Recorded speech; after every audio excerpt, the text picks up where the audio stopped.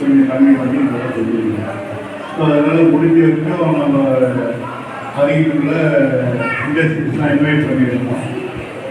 அந்த இண்டஸ்ட்ரியிலேருந்து கொஞ்சம் வேறு வந்திருக்கிறாங்க. அவங்கெல்லாம் வந்து உங்களை வந்து நேர்காணல் வச்சு உங்களை என்ன செய்வாங்கன்னு கேட்டிங்கன்னா அவங்க கம்பெனிக்கு இது அப்ரெண்டிஸ்ஷிப்பாகவோ இல்லைன்னாக்கா வேலைக்கு கூட எடுத்துக்கிறதுக்கு அவங்க பார்ப்பாங்க. நீங்கள் திறமையானவங்களாக இருந்தால் ஸோ அவங்க வந்து ஒவ்வொருத்தரும் அந்த பக்கத்தில் வந்து ஒரு டேபிள் வச்சு உங்களை நேர்காணல் பண்ணுவாங்க.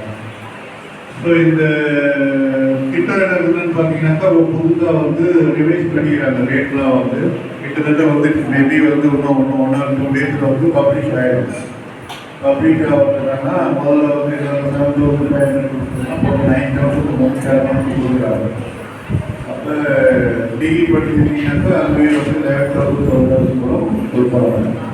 ஸோ ஒரு 2 டேஸ்லேயே நீங்கள் எந்த அளவுக்கு குவாலிட்டியாக இருக்கீங்கிறத நேர்காணல் வச்சு எடுத்துவாங்க. உங்களுடைய இந்த பயிற்சி அதாவது வந்து அப்ரெண்டிஸ்ஷிப் பயிற்சி என்பது 1 வருடம்.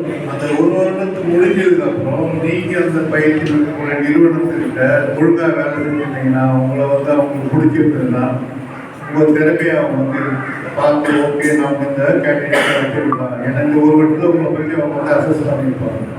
ஸோ அந்தமாரி அசஸ் பண்ணியிருந்தாங்கன்னா குறைஞ்சபட்சம் உங்களுக்கு வந்து சம்பளம் வந்து 15,000 மேலே கொடுத்து 17,000 வரைக்கும் கொடுத்து வச்சுருப்பாங்க. அது வந்து உங்களோட திறமையை பொறுத்து. அப்ரெண்டிஸ்ஷிப்பாக வைக்கிறது வந்து ஒரு கம்பெனிக்கும் அரசாங்கம் வந்து சொல்லுது. ஒரு 100 பேர் இருந்தாங்கன்னாக்கா குறைஞ்சபட்சம் ஒரு 3 பேர் வந்து 15 பேர் அந்த கம்பெனியில் வந்து அப்ரெண்டிஸ்ஷிப்பாக இருக்கணும்.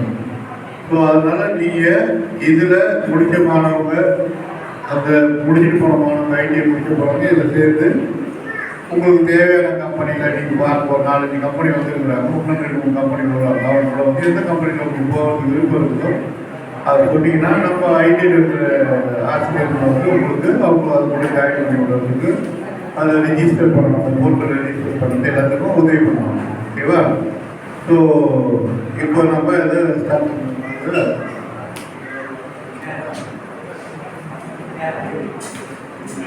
இப்போ நம்ம கல்யாண